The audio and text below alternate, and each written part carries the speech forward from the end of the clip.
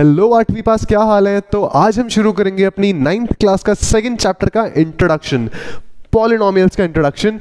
और इस video lecture में हम देखेंगे कि भाई पॉलिनोमियल्स क्या होते हैं, कैसे उन्हें पहचानते हैं, क्या क्या टर्म्स होती हैं, पावर्स क्या होती हैं, कोफिशिएंट्स क्या होते हैं और एक्सपोनेंट्स क्या होते हैं, किस किस टाइप के पॉलिनोमियल्स होते हैं। ठीक है, तो सबसे पहले हम बड़े बेसिक्स से शुरू करते हैं। भाई सबको पता है कि हमारे पास अलजेब्रा में कांस्टेंट और वेरिएबल्स बहुत इंपॉर्टेंट हैं। अब किसी को नहीं पता तो क्या होता है देख लो बेटा। कांस्टेंट होते हैं आपके जिसकी भी एक कांस्टेंट यानी फिक्स वैल्यू है। इंग्लिश में कांस्टेंट का मतलब क्या होता है, ठहरा हुआ या फिर फिक्स्ड। ठीक है, तो कांस्टेंट मतलब जिनकी फिक्स वैल्यू है। फॉर एग्जांपल मैंने किसी को अगर 2 मुक्के मारे तो मुझे पता है कि मैंने 2 ही मुक्के मारे हैं, तो इसलिए वो एक कांस्टेंट हो गया, यानी 2 या फिर 3 या फिर कोई भी आपका नंबर, इसमें आप पाई भी ले सकते हो।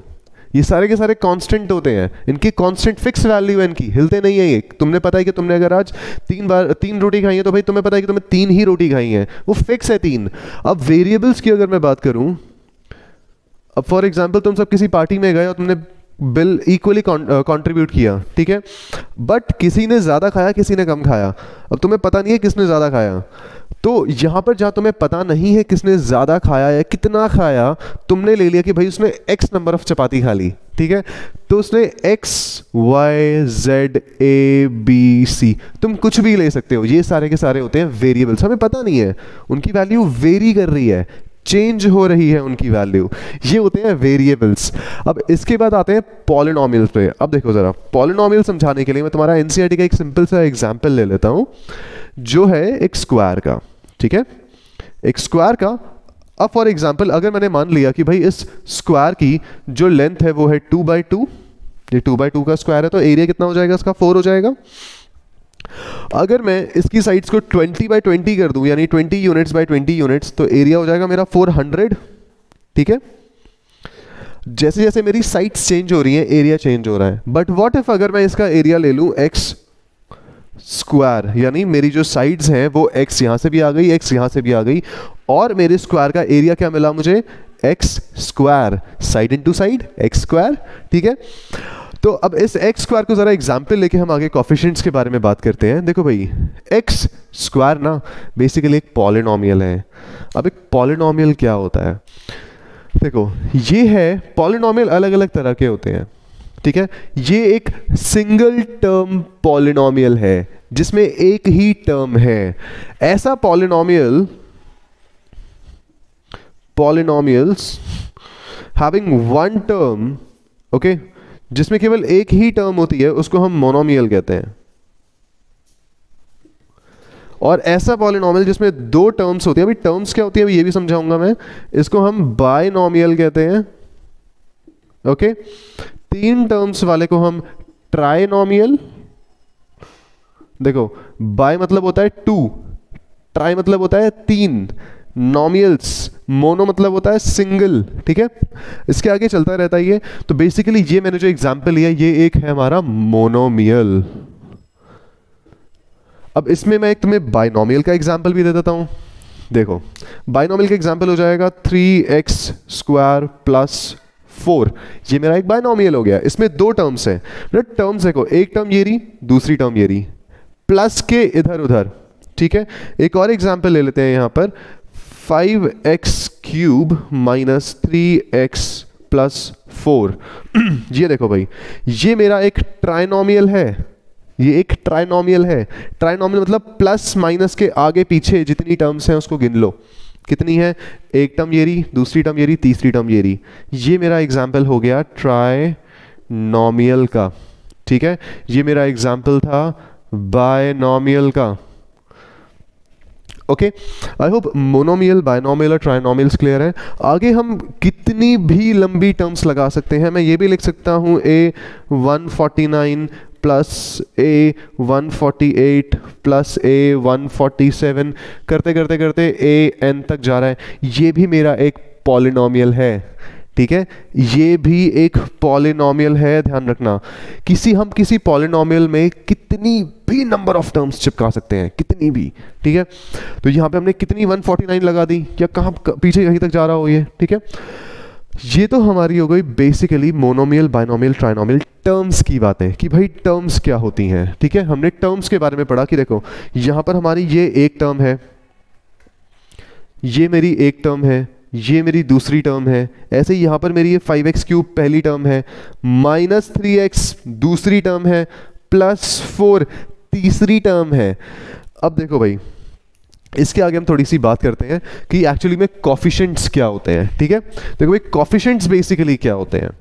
अब मैं इसमें से कोई भी एक रैंडम हम पॉलिनोमियल उठा लेते हैं समझने के लिए, जैसे 6x², x बहुत हो गया, चलो वेरिएबल चेंज कर लेते हैं अपना, 7b4 + 8b² + 13 = 0, कुछ भी ले लिया मैंने। अच्छा, 0 कब लगाते हैं हम इक्वल टू में, जब हमें एक इक्वेशन बनानी हो। ठीक है, अगर मैं इन्हीं के आगे एक =0 लगा दूं ना, ये एक इक्वेशन बन जाएगी। अभी ये इक्वेशंस नहीं है मगर ये इक्वेशन है। ठीक है, चलो इसको जरा हटा देते हैं फिर अभी। अब देखिए, आई होप इक्वेशंस में और एक नॉर्मल पॉलिनोमियल, क्वाड्रेटिक पॉलिनोमियल में फर्क समझ आ गया होगा। ये एक, अगर मैं यहाँ पे =0 लगा दूं, ये एक पॉलिनोमियल इक्वेशन हो जाएगी मेरी। ठीक है, ये पॉलिनोमियल की इक्वेशन बन जाएगी, मगर ये केवल मेरे पॉलिनोमियल्स हैं, इनको हम इक्वेशन नहीं बोलेंगे। इक्वेशन कब बोल रहा हूँ, इक्वल टू में 0 लगा दो, वो इक्वेशन बन जाती है। ठीक है, चलो भाई अब इसके बारे में ज़रा बात कर लेते हैं। हम बात कर रहे थे कोफिशिएंट्स के बारे में। अब देखो कोफिशिएंट्स क्या होते हैं, बहुत सिंपल सा फंडा है। आपके वेरिएबल जितने भी है ना, ये इनके साथ जो भी आपकी न्यूमेरिकल वैल्यू लिखी है, ये कोफिशिएंट्स होते हैं। इनमें टर्म्स कितनी है, 3 टर्म्स है। एक टर्म ये रही, दूसरी टर्म ये रही, तीसरी टर्म ये रही, 3 टर्म्स है। पहली टर्म की अगर मैं बात करूं, दैट इज 7b⁴। इसमें जो मेरा 7 है ना, ये वैल्यू, ये मेरा कोफिशिएंट है। ठीक है ये जो है ना, ये पावर है, सॉरी इसको हम कहते हैं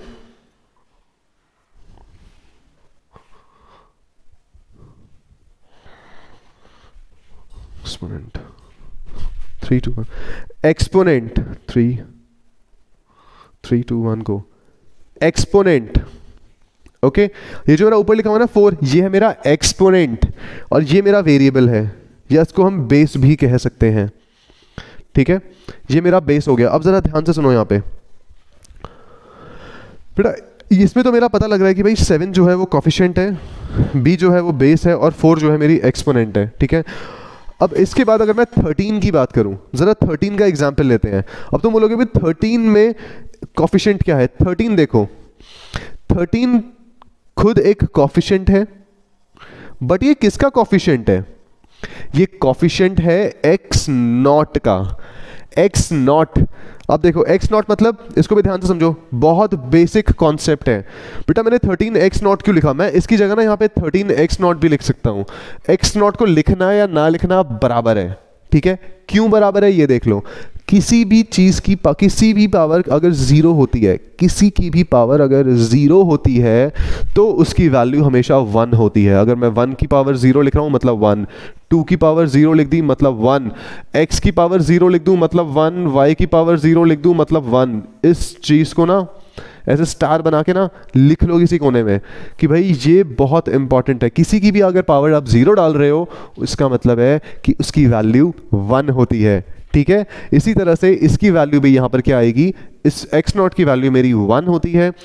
तो यहां पर जो मेरा 13 कोफिशिएंट है, वो किसका कोफिशिएंट है, x0 का कोफिशिएंट है। ठीक है, जैसे यहां जो 7 है, ये b⁴ का कोफिशिएंट है, या फिर मैं इस x की जगह हटा के इसको b भी लिख सकता हूं, कोई दिक्कत नहीं है। x की जगह हटा के मैं इसे b भी लिख सकता हूं, कोई दिक्कत नहीं है। इसी तरह से 8b² में, दोबारा ध्यान से देखो बेटा, 8b² में हमारा कोफिशिएंट क्या होगा, न्यूमेरिकल वैल्यू। इसको लिख लो किसी कोने में, इसको भी लिख लो किसी कोने में। बेटा कोफिशिएंट्स क्या होते हैं, ये होते हैं आपके न्यूमेरिकल वैल्यूज। ठीक है, ये आपकी न्यूमेरिकल वैल्यूज होती हैं कोफिशिएंट्स। अब देखो जरा आगे, 8b² में अगर मैं बात करूं तो मेरा जो 8 है ये मेरा कोफिशिएंट है। ठीक है, जो मेरा ये 2 है ये मेरा एक्सपोनेंट है। ओके, और ये मेरा बेस हो गया। और इस पूरी चीज को हम क्या कहते हैं, टर्म। ये मेरी एक टर्म है, तो ये होता है टर्म्स। आई होप अब तुम्हें टर्म्स और कोफिशिएंट्स समझ आ गया होगा। पॉलिनोमियल्स के मैंने तुम्हें अभी 3 टाइप्स कराए हैं, मोनोमियल, बायनोमियल, ट्राइनोमियल। ये भी बिल्कुल क्लियर हो गया होगा कि भाई एक टर्म वाला मोनोमियल होता है, जैसे ये मेरा मोनोमियल है, ये मेरा बायनोमियल आ गया, ये मेरा ट्राइनोमियल आ गया, ठीक है। अब यहाँ पर एक और इंपॉर्टेंट चीज़ है, ध्यान से सुनो। अब फॉर एग्जाम्पल अगर मैं एक और एग्जाम्पल ले लेते हैं भाई, चलिए एक थोड़ा सा नेगेटिव का एग्जाम्पल ले लेते हैं, 5x² माइनस 6x। अगर आप ये देखो, ये जो मेरा पॉलिनोमियल है ये एक बायनोमियल है, ये एक बायनोमियल है। अब इस बायनोमियल में अगर मुझे बताना हो कि मेरा कोफिशिएंट ऑफ x पूछा जा रहा है, ठीक है, मुझे कोफिशिएंट ऑफ x बताना है, तो बेटा मेरा कोफिशिएंट ऑफ x जो है ना वो 6 नहीं होगा, -6 होगा, ठीक है। ये ध्यान रखो, मेरा जो कोफिशिएंट है वो -6 होगा। अगर यहाँ पे माइनस लगा दिया होता तो मेरा x² का जो कोफिशिएंट होता, x² का मेरा कोफिशिएंट -5 होता। माइनस साइन मत भूलना, ठीक है। बहुत इंपॉर्टेंट चीजें बता रहा हूँ, ये बच्चे बहुत गलतियां करते हैं, फिर बाद में रोते रहते हैं पूरे साल भर, क्योंकि उन्हें 10th में भी बेसिक समझ नहीं आते। फिर 9th में अपनी अलजेब्रा बहुत अच्छी कर लो, मजा आ जाए, बल्ले बल्ले हो जाए, बस 10th में आके ऐसा करो, ठीक है। चलिए पहले ये सब कुछ नोट कर लो, अब बढ़ते हैं अगले टॉपिक की तरफ। अब थोड़ी सी बात करते हैं जरा एक्सपोनेंट्स के बारे में। देखो अभी तक मैंने तुम्हें जो एक्सपोनेंट्स बताए ना वो होल नंबर्स थे, बट कभी कभी तुम्हारे एक्सपोनेंट्स होल नंबर्स हमेशा नहीं आते हैं, ओके। अब देखो किन केसेस में, अब मैं अगर फॉर एग्जांपल मैं लिखूं अगर √x, मुझसे पूछा जाए कि क्या ये पॉलिनोमियल है या नहीं है, ये पॉलिनोमियल नहीं है। क्यों? देखो √ का मतलब होता है x की पावर मेरी 1/2 है, ठीक है। और कभी भी अगर आपका जो एक्सपोनेंशियल पावर एक्सपोनेंट है, जो आपके जो एक्सपोनेंट है ना वो अगर होल नंबर नहीं है, तो वो अगर फ्रैक्शन में आ रहा है या नेगेटिव आ रहा है तो बेटा वो आपका पॉलिनोमियल नहीं होता, तो ये एक पॉलिनोमियल नहीं है। अगला एग्जांपल हम ले लेते हैं 1/x। इसमें मुझे पूछा जा रहा है कि भाई 1/x क्या ये पॉलिनोमियल है? अच्छा यहाँ पर मुझे पता है कि भाई हम कभी भी अगर इसको मैं ना ऐसे भी लिख सकता हूँ x⁻⁻1। किसको नहीं पता अगर कैसे लिख सकता हूँ, सुनो। कभी भी अगर हमारा नीचे इसकी पावर +1 है, अगर मुझे इसे डिनोमिनेटर से न्यूमिनेटर में लाना हो, अब मैं इसे न्यूमिनेटर में ले आया तो इसकी पावर हम उल्टी कर देते हैं। मतलब उल्टी करना मतलब अगर +5 है तो -1 कर दो, साइन उल्टे कर दो, +2 है तो -2 कर दो, +3 है तो -3 कर दो, इस तरह से। तो बेटा इसकी पावर भी नेगेटिव आ गई, और नेगेटिव नंबर्स आपके होल नंबर्स में नहीं आते हैं, ठीक है। तो ये भी आपका एक एक्सपोनेंट नहीं है, सॉरी आपका पॉलिनोमियल नहीं है, ठीक है। ये कुछ आपके क्वेश्चंस आएंगे फॉर श्योर। अब हमें यहाँ कुछ बात करनी है आपकी हाईएस्ट पावर, ठीक है।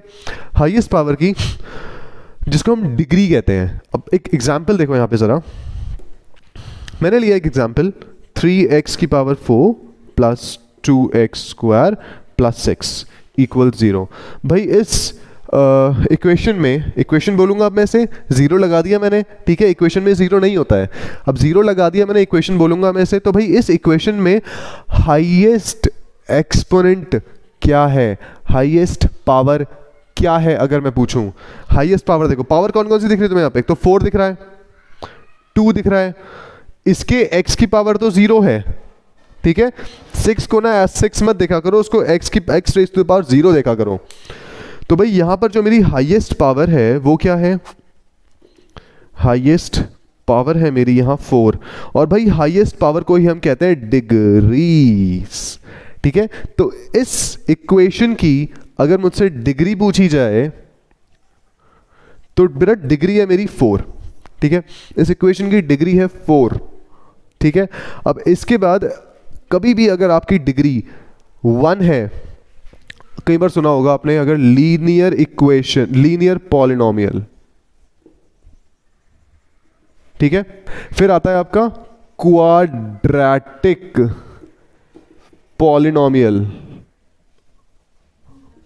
फिर आता है आपका क्यूबिक पॉलिनोमियल। अभी इनको लिखते जाओ बस जरा, पॉलिनोमियल। अब होते क्या है जरा ये देखो, तुम्हें एक एक नंबर के क्वेश्चन आ सकते हैं कि भाई क्यूबिक पॉलिनोमियल क्या होता है, डिफाइन कर दो आराम से डिफाइन। जिस भी पॉलिनॉमियल की हाईएस्ट पावर 1 हो, एग्जाम्पल 3x + 1, बेटा हाईएस्ट पावर कितनी है मेरी इसमें? 1 है, हाईएस्ट पावर मेरी 1 है, ठीक है, यानी ये मेरा डिग्री यहां पे 1 है, तो ये मेरा लीनियर पॉलिनॉमियल हो गया। बेटा जिसका भी डिग्री हाईएस्ट पावर, डिग्री यानी हाईएस्ट पावर, डिग्री का मतलब क्या है आपका? हाईएस्ट पावर, ठीक है, जिसका भी हाईएस्ट पावर आपका 2 आता हो, 4x² + 3, हाईएस्ट पावर क्या है यहाँ पे? 2 है, ठीक है। 2 अगर कभी भी आपकी अगर डिग्री 2 है तो उसको हम कहते हैं क्वाड्रेटिक। क्वाड मतलब स्क्वायर, स्क्वायर आ रहा है यहाँ पे, इसलिए हम इसे क्वाड, कोई कुछ बच्चे कहते हैं भाई क्वाड मतलब तो 4 होता है, क्यों बेटा? क्वाड मतलब होता है स्क्वायर, स्क्वायर की 4 साइड होती है, और स्क्वायर मतलब ये रहा आपका, ठीक है, ये आपका क्वाड्रेटिक पॉलिनॉमियल है। क्यूबिक, क्यूबिक में 5x³ + 3x² + 6, इसमें हाईएस्ट पावर देखो कितनी आ रही है, हाईएस्ट पावर आपकी 3 आ रही है, फिर 2 उससे कम है, फिर इसकी तो 0 ही है, ठीक है। 6 के साथ जो x लगा है, x⁻0 है वो, तो उसकी तो 0, ये छोड़ दो, हाईएस्ट पावर 3 आ रही है। तो कभी आपकी अगर हाईएस्ट पावर 3 हो या डिग्री आपकी 3 हो तो उसको हम कहते हैं क्यूबिक पॉलिनॉमियल। तो ये था आपका बेसिक्स पॉलिनॉमियल्स के बारे में। बेटा एनसीईआरटी में इससे अब कुछ भी नहीं छूटा है हमारा पॉलिनॉमियल्स के बारे में। अब हम सीधा बैक टू बैक धड़ाधड़ क्वेश्चन कर सकते हैं शुरू आराम से। एग्जाम्पल 1 से शुरू करेंगे अगली वीडियो में, और ये सारी की सारी चीज़ें ना ऐसे सुनहरे पन्नों में लिख के आराम से रख लेना अपने पास, हमेशा याद रहनी चाहिए, हमारी टिप्स पे होनी चाहिए। किसी ने तुम्हें रात को 12 बजे भी पानी डाल के उठाया, तुम्हारे मुंह से सीधा पॉलिनॉमियल निकलना चाहिए, ठीक है। तो that's it for this video and keep cracking the concept.